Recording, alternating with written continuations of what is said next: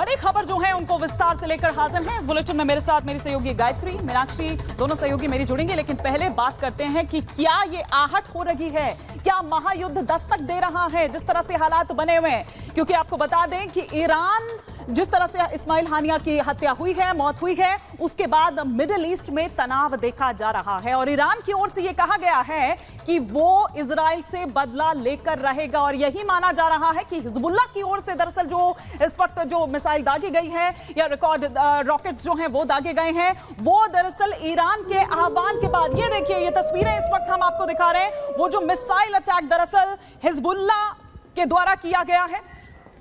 यह माना जा रहा है कि हिजबुल्लाह ने ईरान के आह्वान के बाद ही यह मिसाइल अटैक एक के बाद एक किया है और उत्तरी इजराइल की तरफ ये रॉकेट्स दागे गए हैं। लेबनान की तरफ से हमले का हिजबुल्लाह का ये दावा है। तस्वीरें इस वक्त हम आपको दिखा रहे हैं इस्माइल हानिया की हत्या के बाद, उसकी मौत के बाद किस तरह से अब आप देखिए कि जो एक्शन देखा जा रहा है। फिर चाहे हम अमेरिका की उस तरफ बात करें, जो पेंटागन की ओर से लगातार जो बैठकें हुई, उसके बाद इजराइल की सेना को अलर्ट पर रहने को मीनाक्षी कहा गया है। और ये तस्वीरें भी इस वक्त हम बता रहे हैं जो बता रहे हैं कि तनाव बढ़ता नजर आ रहा है, दायरा यहीं तक सीमित नजर नहीं आ रहा है।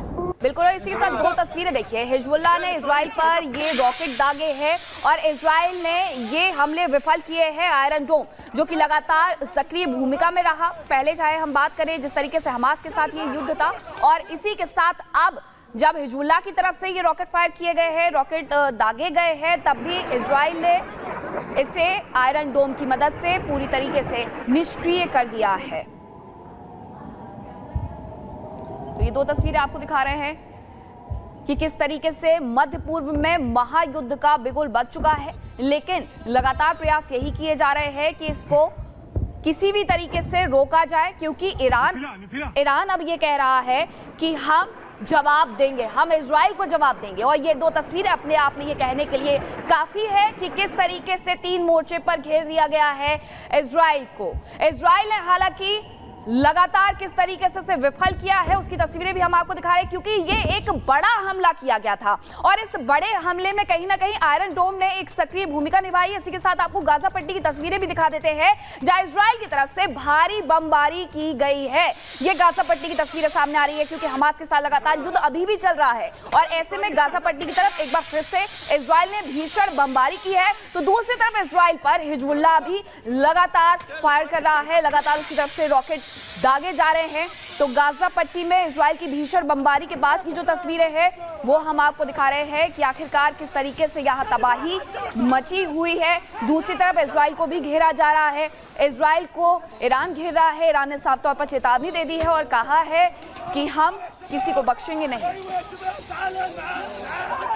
तो सवाल ये कि क्या ये महायुद्ध की दस्तक है, क्योंकि आपको बता दें ईरान ने इस्माइल हानिया की मौत का बदला लेने के लिए एक गहरी साजिश रची है। इस साजिश में इसके साथ जहां मिडिल ईस्ट के कुछ देश भी आ गए हैं, तो वहीं मिडिल ईस्ट में पैर जमाए आतंकी समूह भी इसमें शामिल हो गए हैं। चिंता की बात यह है कि ईरान की यह साजिश विश्व युद्ध भड़का सकती है। क्या है दुनिया को दहलाने की ईरान की ये पूरी प्लानिंग, इस इंटरनेशनल रिपोर्ट में देखिए।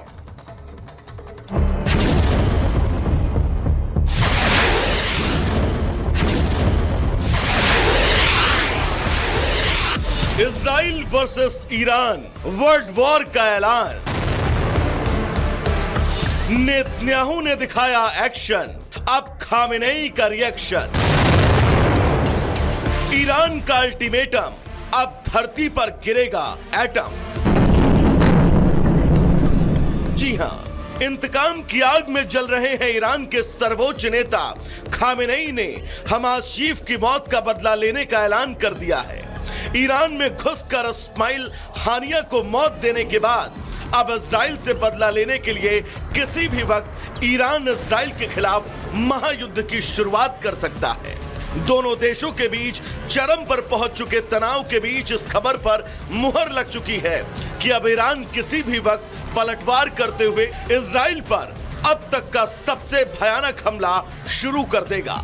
ईरान की हर एक गतिविधियों पर नजर रखने वाले अंतर्राष्ट्रीय एजेंसियों ने यह दावा किया है कि ईरान के सर्वोच्च नेता अयातुल्ला खामेनेई ने हमास नेता इस्माइल हानिया की हत्या के जवाब में इजराइल पर हमला करने की योजना को हरी झंडी दे दी है और सब कुछ तय रहा तो ईरान 12 से 13 अगस्त के बीच इजराइल पर चौतरफा हमला करेगा। दावा किया जा रहा है कि इजराइल को गहरा जख्म देने की साजिश पर ईरान इतने सफाई से आगे बढ़ रहा है कि उसने इजराइल पर इस बार कई दुश्मनों के साथ मिलकर घातक हमले की प्लानिंग की है। बताया जा रहा है कि बदले की आग में जल रहे ईरान की इस साजिश में दुनिया के कई खतरनाक आतंकवादी संगठन भी साथ दे रहे हैं, जिसमें हिजबुल्लाह और हूती आतंकियों का नाम सबसे ऊपर है। वहीं बताया जा रहा है कि इन तमाम खतरों के मद्देनजर इजराइल ने भी ईरान को मुंहतोड़ जवाब देने की तैयारी पूरी कर ली है। बावजूद इसके बौखलाए ईरान के घातक प्रहार से बचने के लिए अब अमेरिका ने भी महातबाही में कूदने का मन बना लिया है और इसीलिए अमेरिका ने मिडिल ईस्ट में बढ़ते तनाव के बीच अपनी सैन्य शक्तियां बढ़ाई हैं। बताया जा रहा है कि मिडिल ईस्ट में अमेरिका ने अपने कई लड़ाकू विमान भेजे हैं। अमेरिकी रक्षा सचिव लॉयड ऑस्टिन ने बाकायदा इस बारे में सोशल मीडिया पर जानकारी देकर ईरान को अगले कदम के लिए चेतावनी दी है। लॉयड ने लिखा है कि कल मैंने ईरान, लेबनानी हिजबुल्लाह और कई ईरानी समर्थित आतंकवादी समूहों से उत्पन्न खतरों के बारे में इजराइल के रक्षा मंत्री योव गैलेंट से बात की है। हमने बताया कि इजराइल की रक्षा का समर्थन करने के लिए अतिरिक्त उपाय कर रहे हैं, जिसमें कई तरह के रक्षात्मक कदम शामिल हैं। हालांकि अमेरिका पहले भी कई मौकों पर ईरान को यह चेता चुका है कि अगर उसने इजराइल की तरफ आंख उठाकर भी देखा तो उसे इसकी बड़ी कीमत चुकानी पड़ेगी। बावजूद इसके यह अमेरिका भी जानता है कि कई बार अमेरिका तक को धमका चुका ईरान इस बार चुप नहीं रहने वाला है। इसलिए अमेरिका ने इस बार बैलिस्टिक मिसाइल से लेकर क्रूज और विध्वंसक जहाज भी पश्चिम एशिया की तरफ रवाना कर दिया है। मौजूदा हालात देखें तो खतरे की चिंगारी कितना बड़ा रूप लेती है, इसका अंदाजा इसी से लगाया जा सकता है कि एक तरफ जहां अमेरिका इजराइल को सपोर्ट करने के लिए अपनी सैन्य शक्ति को पश्चिमी एशिया की तरफ भेजने की कोशिशों में लगा है, तो वहीं लेबनान से हिजबुल्लाह के आतंकियों ने इजराइल पर अटैक करना शुरू कर दिया है। इजराइल पर जबरदस्त मिसाइल बरसाए जा रहे हैं और पूरी कोशिश की जा रही है कि जरा सी चूक हो और इजराइल लहूलुहान हो जाए।